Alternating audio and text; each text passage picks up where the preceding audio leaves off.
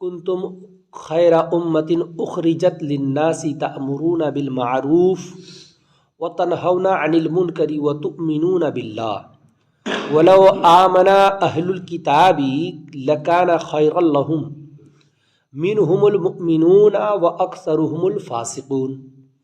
اس کا معنی یہ ہوتا ہے تم بہترین ہو، کنتم خیرا، تم بہترین ہو، امتن اخرجت للناس تأمرون بالمعروف وتنہون عن المنکر، یعنی ان سب امتوں میں جو لوگوں میں ظاہر ہوئیں۔ اس کا معنی یہ ہوتا ہے کہ تمام امتوں میں تم بہترین امت ہو۔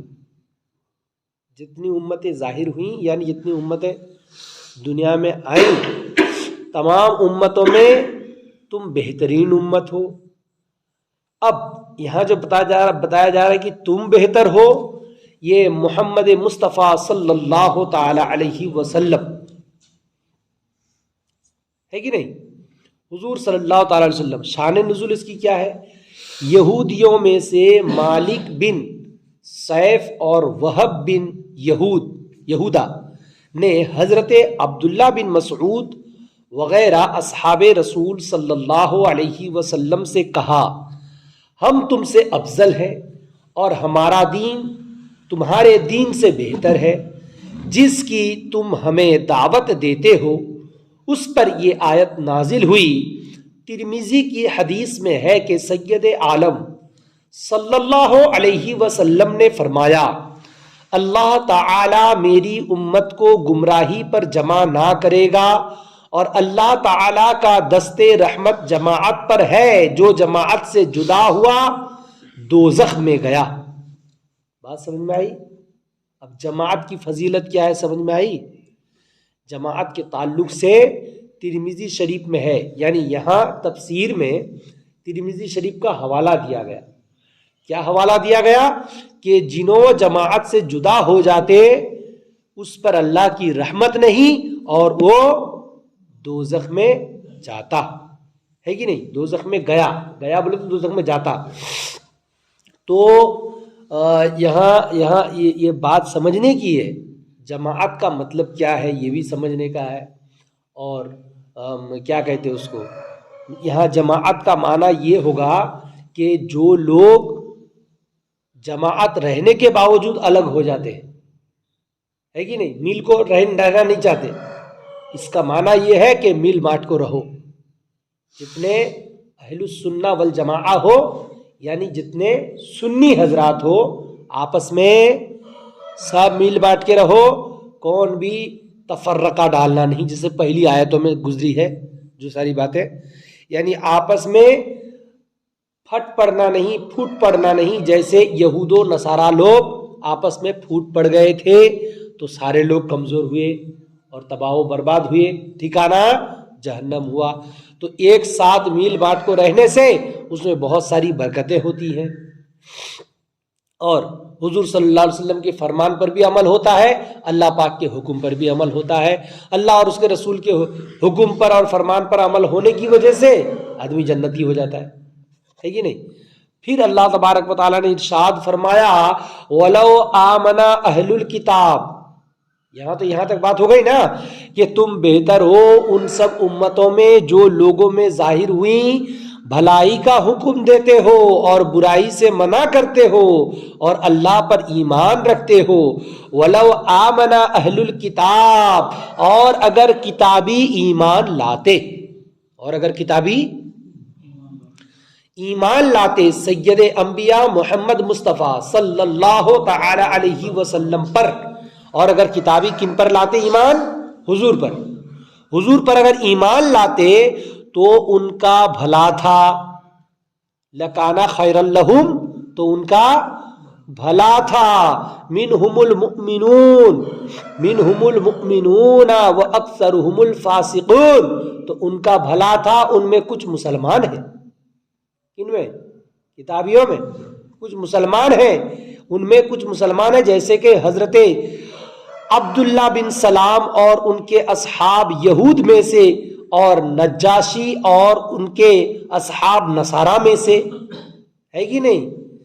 تو ان میں کچھ مسلمان ہیں، وَأَكْثَرُهُمُ الْفَاسِقُونَ، اور زیادہ کافر، ان میں زیادہ کافر ہیں اور کچھ مسلمان ہیں۔ تو یہاں کیا حکم ہوا؟ جنہوں مسلمان ہیں ان کے ساتھ رکھو، جنہوں مسلمان ہیں مسلمان کی جماعت کے ساتھ مل کو جم کو رہو۔ بات آئی کہ نہیں؟ بات تو سمجھ میں آ رہی نا صاف صاف۔ اس کے بعد اللہ پاک نے ارشاد فرمایا لَن يَضُرُّوكُمْ إِلَّا أَذًى، اور تمہارا کچھ نہ بگاڑیں گے مگر یہی ستانا، زبانی طعن و تشنیع اور دھمکی وغیرہ سے، یہ تمہارا کچھ بھی نہ بگاڑ سکیں گے مگر ستانا، پریشان کریں گے، ستائیں گے، ہے کہ نہیں؟ لیکن وہ تمہارا کچھ بگاڑ نہ سکیں گے۔ کون کہتا ہے؟ لَن يَضُرُّوكُمْ إِلَّا أَذًى، یعنی تمہیں اگر ان کے ساتھ مل کو نہ رہے تو وہ تمہارا ٹھینگا کیا بھی بگاڑ نہیں سکتے مگر ستاتے ضرور۔ بات سمجھ میں آئی؟ تو اگر ہم مسلمان، مطلب ان کو بتایا جا رہا ہے کہ تمہیں اگر مسلمانوں کے ساتھ جماعت میں جم کو رہتے تو تم نہ انہوں کیا بھی بگاڑ نہیں سکتے مگر ستاتے ضرور، اور ستائیں گے جو پریشان کریں گے۔ وہی چیز بتایا جا رہا ہے لَن يَضُرُّوكُمْ إِلَّا أَذًى، وہ تمہارا کچھ نہ بگاڑیں گے مگر یہی کہ ستانا۔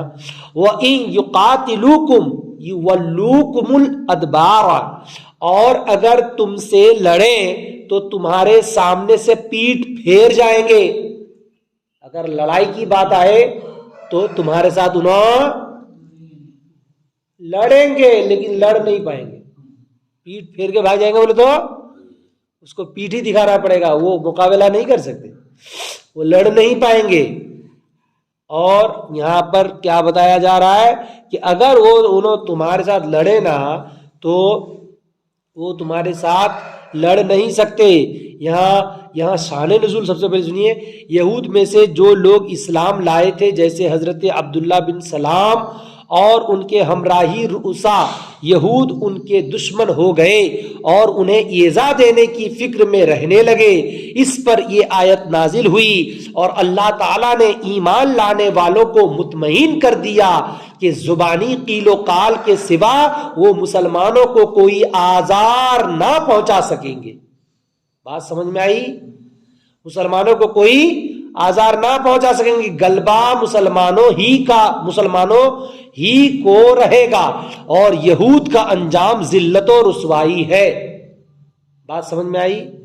اب تو ہم لوگوں کے علاقے میں یہود و نصارہ نظر نہیں آتے، تو پھر ہم لوگوں کے علاقے میں کیا ہوتا؟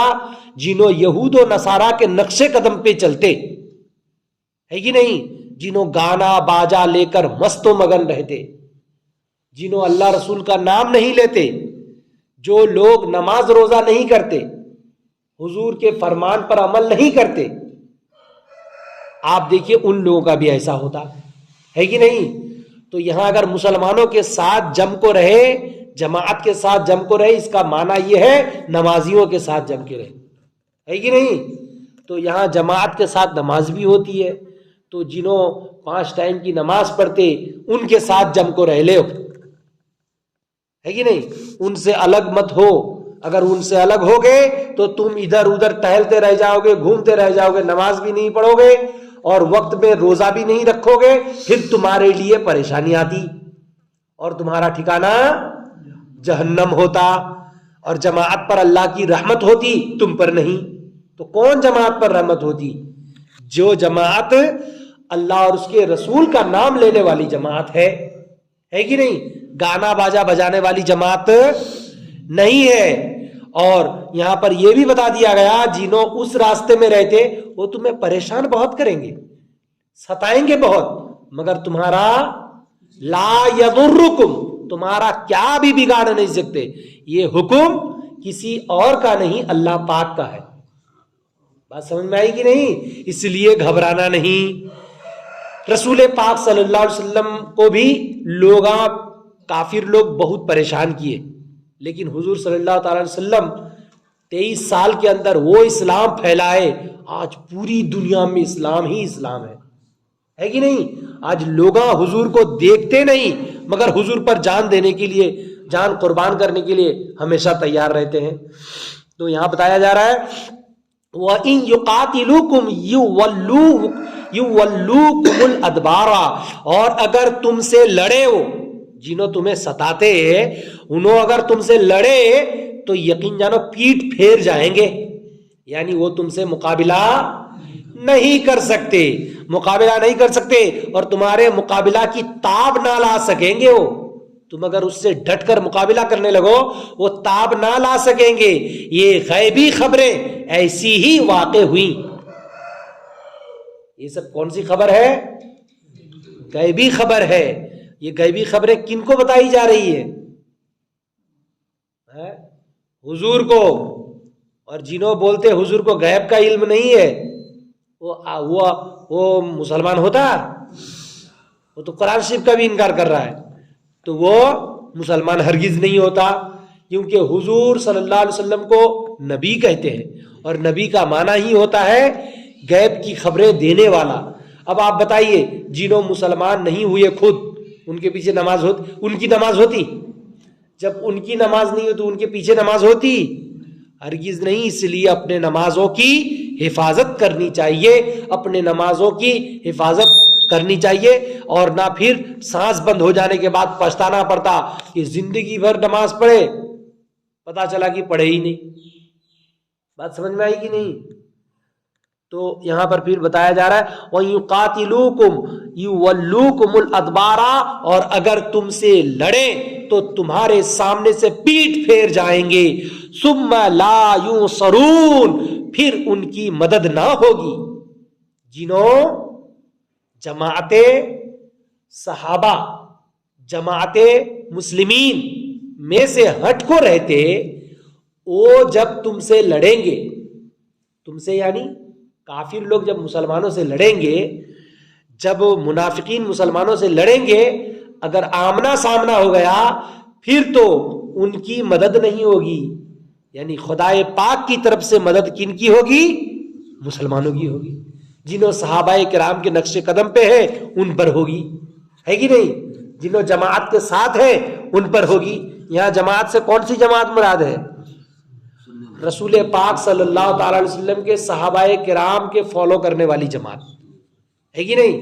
تو ان کے فالو کرنے والے نماز چھوڑتے؟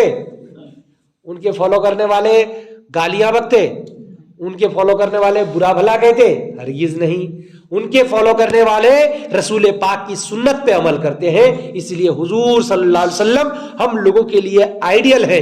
حضور پاک علیہ الصلوۃ والسلام کو فالو کرو اور جنت پا جاؤ. اللہ پاک کی بارگاہ میں دعائیں ہیں یا الہ العالمین حضور پاک صلی اللہ علیہ وسلم کے صدقۃ فعل ہم لوگوں کی اس مختصر سی محفل پاک کو اپنی مقدس بارگاہ ناز میں قبول و منظور عطا فرما. ربنا تقبل منا انک انت السمیع العلیم وتب علینا انک انت التواب الرحیم. الفاتحہ.